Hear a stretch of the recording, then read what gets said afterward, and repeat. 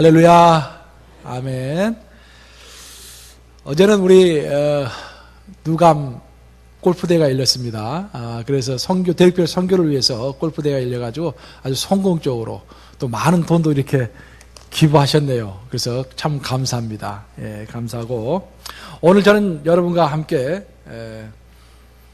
예복을 입지 않은 사람이라는 제목으로 우리가 그리스도 앞에서 결국 이제 우리가 그리스도 앞으로 가게 될 것인데 가는 그날 마땅히 입어야 할 예복이 있는데 그 예복을 어떻게 준비할 것인가라는 것에 대해서 살펴보면서 함께 은혜를 나누고자 합니다. 우리가 신앙생활을 할 때 가장 경계해야 할 것 중에 하나는 이미 무언가를 이루었다라고 생각해가지고 게을러지는 것입니다. 그래서 우리가 신앙생활할 때 주의해야 할 것들이 몇 가지 있지만 그 중에서도 특별하게 경계해야 할 것이 게을러지는 마음과 육체를 경계해야 하는 것입니다. 우리 그리스도인들의 삶이라는 것은 사도 바울이 우리에게 가르쳐 준 대로 우리의 과거가 아무리 화려했다고 할지라도 우리의 과거가 아무리 훌륭했다고 할지라도 오늘 넘어지지 않기 위해서 최선을 다해서 두렵고 떨림으로 열심을 내는 것이 바로 우리 기독인의 생활인 것입니다. 건강에 해로운 병균은 아주 뜨거운 음식에서는 번식하지 못합니다. 또 아주 얼음처럼 차가운 음식에서도 번식하지 못합니다. 우리 몸에 해로운 병균은 뜨뜻미지근한 그 미지근한 상태에 있는 음식에 들어가서 크게 번성을 하는 것입니다. 마찬가지로 우리의 신앙도 아주 열심히 없이 미지근한 상태에 있을 때 바로 그때 사탄의 밥이 되고 우리가 불평하게 되고 불만하게 되고 시기하고 질투하게 되는 것입니다. 그래서 우리는 신앙이 아주 뜨겁던지 아니면 아예 신앙이 아예 그냥 차가우면은 관심이 없으니까 또 불평하지 않죠. 그런데 이것도 아니고 저것도 아니고 중간에 미지근하게 있을 때 바로 문제가 되는 것입니다. 오늘의 맥락, 이런 맥락에서 오늘의 본문은 구원의 초청은 받았지만 신앙에 열심을 내지 않아서 하나님으로부터 징계를 받는 한 사람의 이야기가 나오고 있습니다.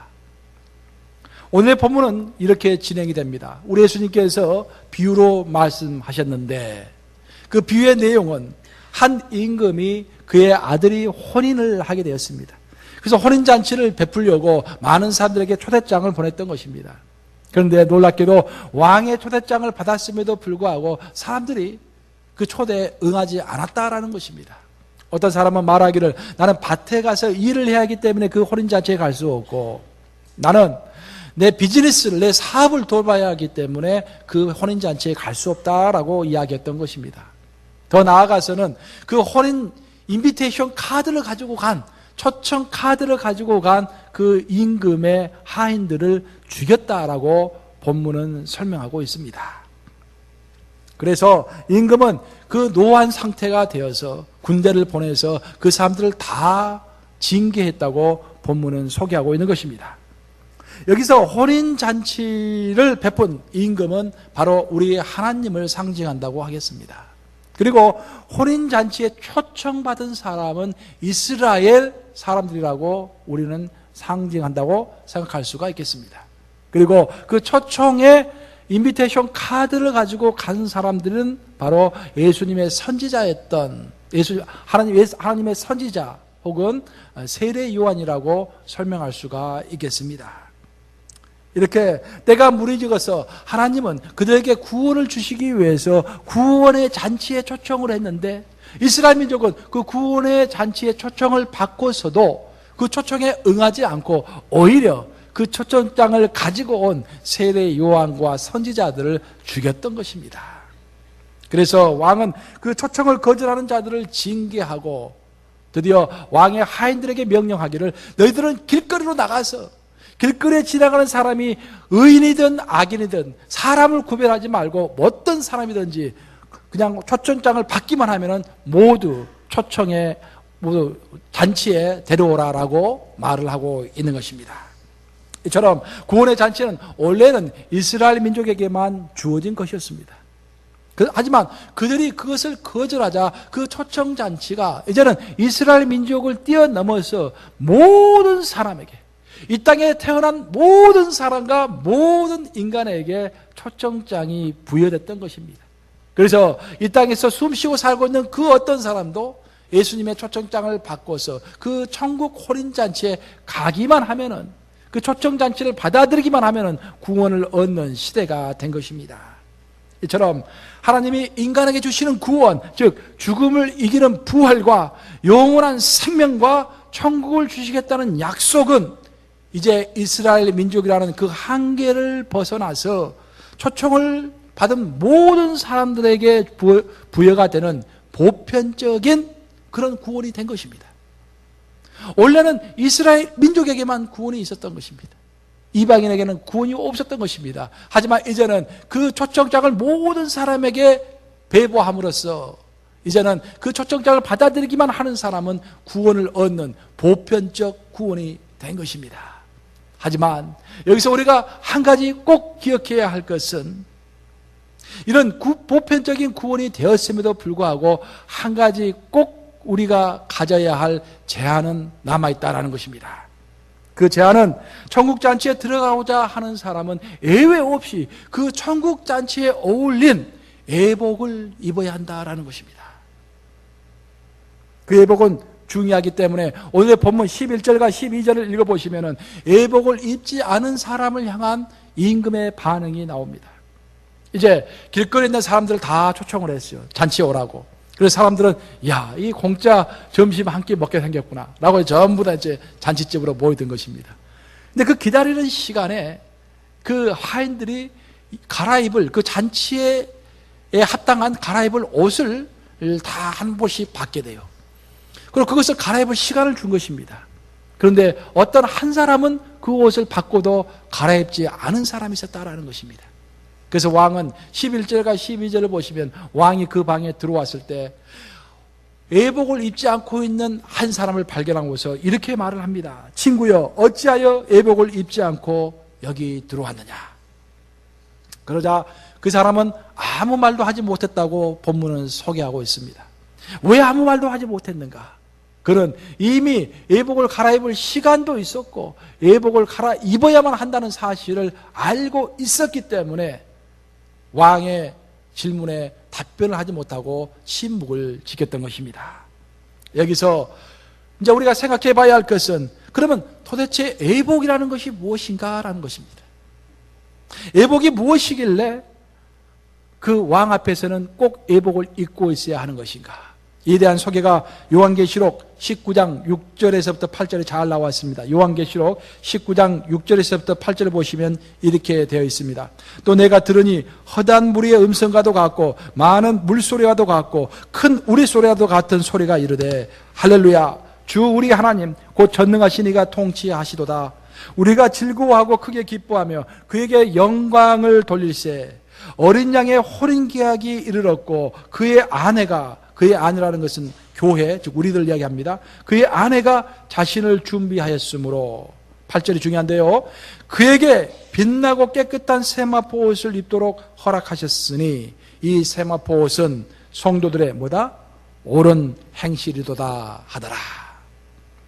8절에서 보시는 바와 같이 예수님의 신부인 교회는 빛나고 깨끗한 세마포 옷을 입도록 허락되었는데, 우리가 왕 앞에서, 우리가 예수님 앞에서 마지막 죽어서 예수님 앞에 섰을 때 입어야 할 그 예복이 바로 옳은 행실이다라는 것입니다.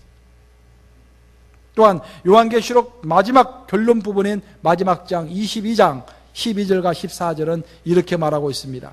보라, 내가 속히 오리니 내가 줄 상이 내게 있어.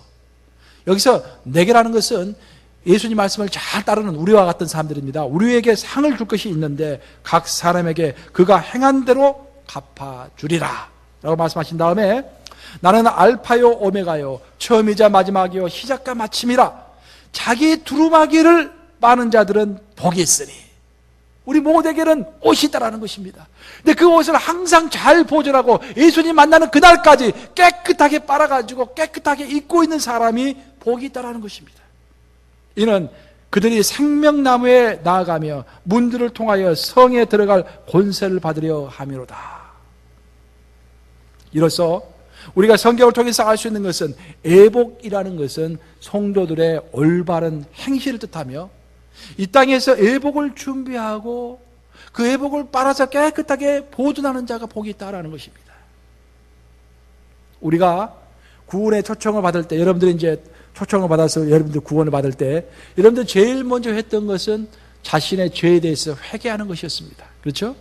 우리가 회개한 다음에 그 다음에 예수님을 영접하고 내가 나의 믿음을 선언했습니다. 예수님을 이제 죽는 그날까지 잘 따르겠습니다. 즉 회개와 믿음이 우리의 구원의 출발이었던 것입니다. 하지만 그 구원의 출발이 있었던 사람들은 이제부터는 예수님의 영, 성령의 인도하심 속에서 올바른 행실을 자연스럽게 열매로 맺게 되는 것입니다.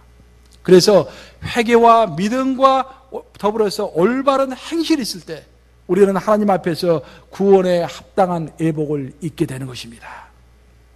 물론 여기서 여러분들이 아셔야 할 것은 옳은 행실 자체가 구원의 조건은 되지 못합니다. 우리가 구원을 얻는 것은 믿음으로 구원을 얻는 것입니다. 하지만 믿음으로 구원을 얻는 사람은 자연스럽게 또 당연하게 옳은 행실이라는 열매를 맺어야 하는 것입니다. 그것이 바로 하나님 앞에서 입어야 할 예복으로 표현이 되고 있습니다. 그런데 어떤 사람들은 구원을 위한 믿음의 고백은 있었는데 그 고백 후에 하나님 나라에 합당한 옳은 행실과 성령의 열매를 맺는 인격의 성숙이 없는 것입니다. 잔치집에 들어가긴 했는데 잔치집에 들어가서는 그 잔치집에 합당한 예복을 입고 있어야 하는데 그냥 잔치집에만 들어가고 예복을 입지 않고 있는 것입니다. 그 사람의 이야기가 바로 오늘 본문의 이야기인 것입니다. 오늘의 본문 비유에서 예수님이 강조하시는 것은 잔치에 초청받은 모든 사람들에게는 예복을 입을 기회가 있었고 예복을 입을 시간이 있었다는 것입니다. 우리 예수님이 무리한 요청을 하시는 것이 아니라 우리는 예수 그리스도를 영접하고 나서 죽는 그날까지 길게는 몇십 년, 짧게는 단 몇 년, 짧게는 단 며칠이라도 그 예복을 준비할 시간이 있었던 것입니다. 그런데 그 시간과 기회가 있음에도 불구하고 올바른 행실을 하지 않고 그 성경에 나와 있는 대로 예복을 준비하지 못하고 하나님 앞에 서는 사람들이 있는 것입니다. 그래서 왕을 만날 때 예복을 입지 않아서 천국잔치에 합당한 사람이 되지 못하고 그 자리에서 하나님의 징계를 받았다라는 내용이 오늘의 교훈이고 가르침인 것입니다. 오늘의 본문에서 이슈가 되는 것은 무엇이냐? 오늘 본문에서 이슈가 되는 것은 왜 이 사람은 그러면 예복을 입지 않았나라는 것입니다. 왜 이 사람만 예복을 입지 않았는가라는 것입니다.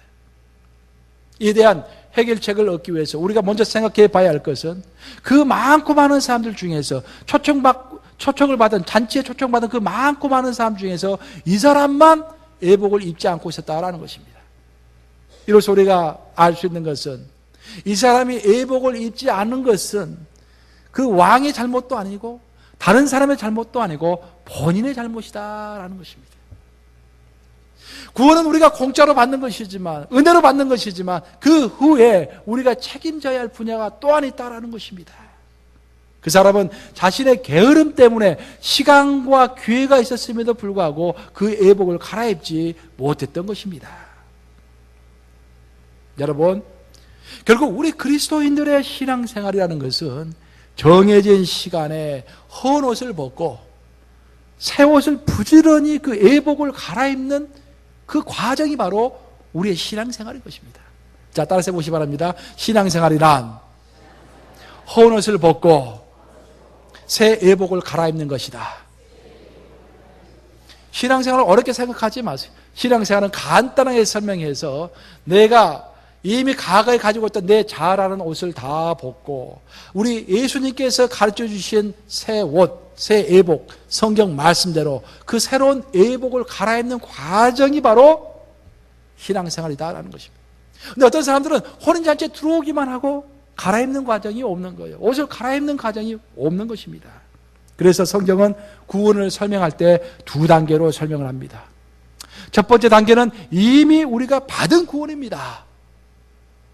죄인이었던 우리가 예수님을 믿음으로 인해서 예수님의 피의 보혈로 인해서 이제 의인이라고 칭해지는 것입니다. 옛날에는 분명히 죄인이었는데 예수님을 믿음으로 인해서 예수님께서 이제 너희는 의인이다라고 선포해 주신 것입니다. 영어로 말하면 justification, 즉 칭의인데 하나님께서 우리를 의인이라고 칭해 주셨다라는 것입니다. 이것을 우리가 그냥 공짜로 받는 것입니다. 하지만 구원의 또 다른 단계가 있는데 그것은 구원은 아직 완성되지 않은 단계에 또한 있는 것입니다. 즉 이미 구원을 받았지만 구원의 완성은 이루지 못한 것입니다. 그래서 우리는 구원의 두 번째 단계, 즉 구원의 완성을 위해서 우리가 새로운 예복을 준비하는 과정, 즉 성화의 과정, 영어로는 sanctification이라고 하는데 그 성화의 과정을 이 땅에서 이루어 가야 하는 것입니다. 그래서 구원에 관한 온전한 설명은 우리가 이미 받은 구원, 즉 칭의, justification과 또 우리가 예수님의 모습으로 화해가고 닮아가는 과정, 성화의 과정이 합쳐진 것이 바로 구원을 완성하는 것입니다. 성도는 너무나 칭의만을 강조하면 방탕해지기 쉽습니다.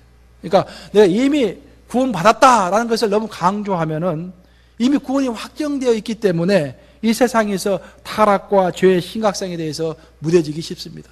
이미 구원받았는데 열심히 신앙생활할 이유가 별로 없어지는 것입니다. 또한 정반대로 어떤 성도는 너무 성화만을 강조하는 성도가 있어요. 예수님의 모습을 닮아가야 한다. 너무 그것만 강조하는 성도가 있습니다. 그러면은 신앙의 기쁨이 없어지는 것입니다. 내가 진짜로 구원받았나? 라고 자꾸 의심하게 되고 구원을 빼앗길까 봐서 두려워하게 되는 것입니다. 그래서 신앙생활에 있어서 가장 균형 잡힌 적절한 태도는 이미 주어진 구원, 여러분 이미 구원을 받았죠? 믿음을 고백함으로 이미 구원을 받았죠? 이미 받은 구원을 확신하고 감사하는 것입니다. 하지만 동시에 죽어서 우리가 하나님 앞에 서는 그날 부끄러움이 없이 설 수 있도록 정당한 애복을 가지고 설 수 있도록 나의 모든 행실에 조심하는 것입니다. 그래서 한편은 기쁨을 가지고 구원을 확신을 가지고 즐거워해야지만 한편으로는 두렵고 떨리는 마음으로 우리 하나님 앞에 섰을 때, 예수님 앞에 섰을 때 정말 정당하게 설 수 있도록 애복을 준비하는 마음으로 행실을 조심해서 살아가야 하는 것입니다. 이렇게 마지막 날에 부끄러움이 없도록 성경 말씀에 따라서 바른 행실로 살아가는 것이 바로 애복을 입는 과정인 것입니다. 본문에서 애복을 입지 않은 한 사람은 그의 게으름 때문에 정해진 시간에 그 옷을 입지 못했습니다. 달리 입지 못한 것이 아니라 자신의 게으름 때문에 기회와 시간이 있었음에도 갈아입지 못했습니다. 성경은 그래서 게으름에 대해서 아주 많은 경고를 하고 있습니다. 여러분들 잘 아시는 로마서 12장 11절을 보시면 부지런하고 게으르지 말며 항상 열심을 품고 주를 섬기라 라고 이야기하고 있습니다. 열심을 품고 주를 섬겨라. 또 더 중요한 것은 히브리서 6장 12절을 보시면 게으름에 대해서 이렇게 설명하고 있습니다. 게으르지 아니하고 오래 참음으로 하나님의 약속들을 기업으로 누리라. 즉 오래 참는 것과 게으르지 않는 것이 관계가 있다는 것입니다. 이로써 우리가 알 수 있는 것은 성경에서 말하는 게으름이라는 것은 어떤 활동을 많이 하고 적게 하고가 아니라 어떤 특정한 성경적인 목적을 가지고 지속적으로 꾸준하게 끝까지 하느냐라는 것에 게으름과 부지런함의 판결이 된다라는 것입니다. 보통 우리 세상에서 말하는 게으름이라는 것은 우리가 활동을 많이 하지 않는 것을 보통 게으름이라고 하는데 최소한 성경에서 말하는 게으름이라는 것은 활동을 적게 하더라도 또 활동을 많이 하더라도 어떤 성경에서 말하는 특정한 것을 가지고 끝까지 가지 않는 것, 중간에서 끝마치는 것, 그것을 게으름이라고 소개하고 있는 것입니다. 우리는 하나님의 나라에서 또 교회에서 무슨 일을 담당했으면 꾸준하게 끝까지 지속해야 하는 것입니다. 우리가 이렇게 끝까지 지속하기 위해서 첫 번째로 생각해야 할 것은 우리의 신앙 목표가 명확해야 한다는 것입니다. 신앙 목표가 명확해야 그 목표를 붙잡고서 끝까지 갈 수가 있지 않겠습니까? 그럼 우리의 신앙의 목표, 인생의 목표가 무엇입니까? 모든 것을 통틀어 가지고 성경에서 이야기하고 있는 것들 다 통틀어서 거시적으로 한마디로 요약해서 우리의 삶의 목표, 신앙의 목표, 무엇이냐고 물어본다면 여러분은 뭐라고 답변하시겠습니까? 그것은 두 가지입니다. 우리가 몇 번 이야기한 것처럼 첫째는 우리가 성령의 열매를 맺는 것입니다. 우리의 인생의 첫 번째 목적은 우리가 성령의 9가지의 열매를 맺어서 우리의 인격과 삶이 예수 그리스도의 장성한 분량에까지 자라가는 것이 우리의 인생의 첫 번째 목적입니다. 그것이 바로 우리의 예복을 준비하는 것입니다. 두 번째 인생의 목표는 지상 사명의 명령을 쫓아서 예수님께서 마지막으로 우리에게 유언으로 남겨주신 말씀을 쫓아서 성교의 열매, 전도의 열매를 맺는 것입니다. 즉 잃어버린 영혼들을 구원하는 것입니다. 그래서 우리가 인생을 제대로 잘 살고 있는지, 성경 말씀대로 제대로 진행이 되고 있는지, 내 인생이 제대로 되고 있는지 살펴보려면 어제보다는 오늘 더 많은 성령의 열매를 맺고 있는가, 어제보다는 오늘 더 예수님을 더 닮아가고 있는가, 또 어제보다는 오늘 내가 전도와 선교에 열심을 내고 있는가라고 살펴보면 되는 것입니다. 또한 우리가 한 번 목표로 삼는 것들을 끝까지 지속하기 위해서 두 번째로 필요한 것은 삶을 단순화시키는 것입니다. 따라서 보시기 바랍니다. 삶을 단순화시켜야 한다. 우리가 무슨 일을 제대로 성취하지 못하는 이유는 우리가 너무도 많은 일을 한꺼번에 하기 때문에 하나도 제대로 하지 못하는 것입니다. 그래서 우리 예수님은 요한복음 15장에서 나는 가지치기를 하는 농부다라고 본인을 설명하셨습니다. 우리 하나님이 농부로 표현되셨는데 거기서 나오는 농부의 특징은 가지치기를 하시는 농부다라는 것입니다. 우리가 어떤 나무를 기를 때 그 나무가 반듯하게 잘 자라기 위해서는 가지치기를 해줘야 합니다. 그렇죠?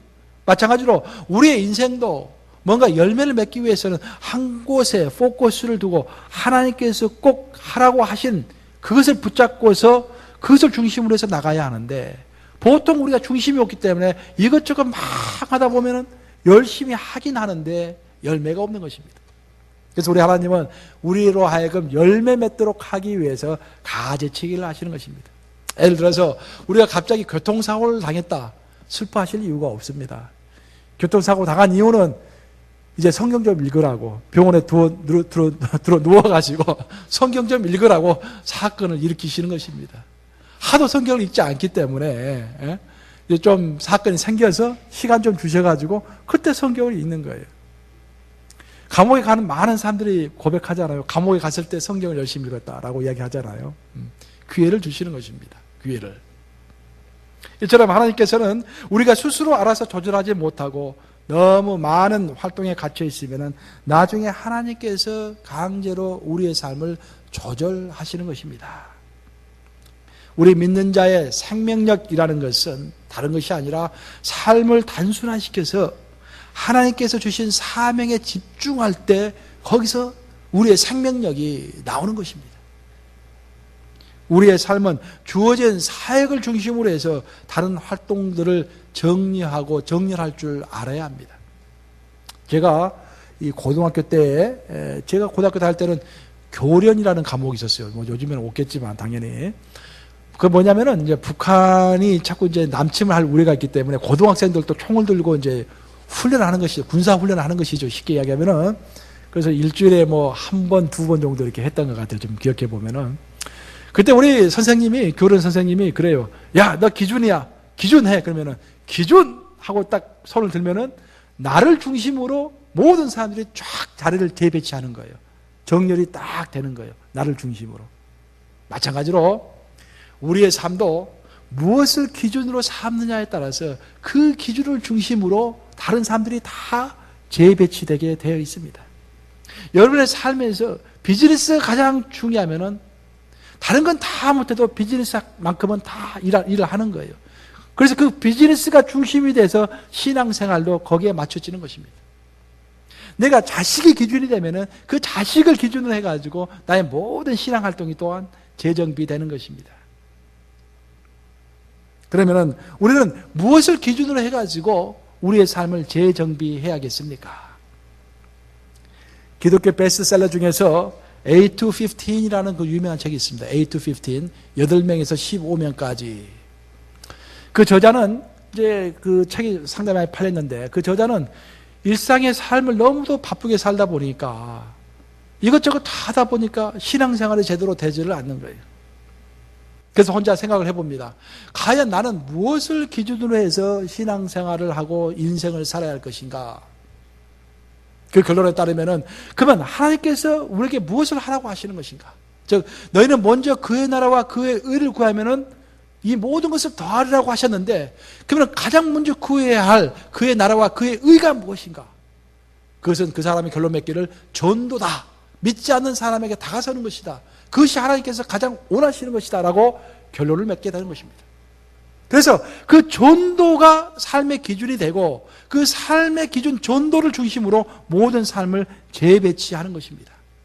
전도하기 위해서 돈이 필요하고 짜장면 한 그릇이라도 사줘야 되고 또 내가 먹고 살아야 하니까 전도하기 위해서 돈이 필요하고 전도하기 위해서 내가 건강해야 되고 그러니까 운동도 해야 되고 전도하기 위해서 내가 좀 알아야 하니까 책도 읽게 되고 그래서 그 전도라는 삶의 기준을 통해서 다른 모든 삶이 재정비되었다라는 그런 고백인 것입니다.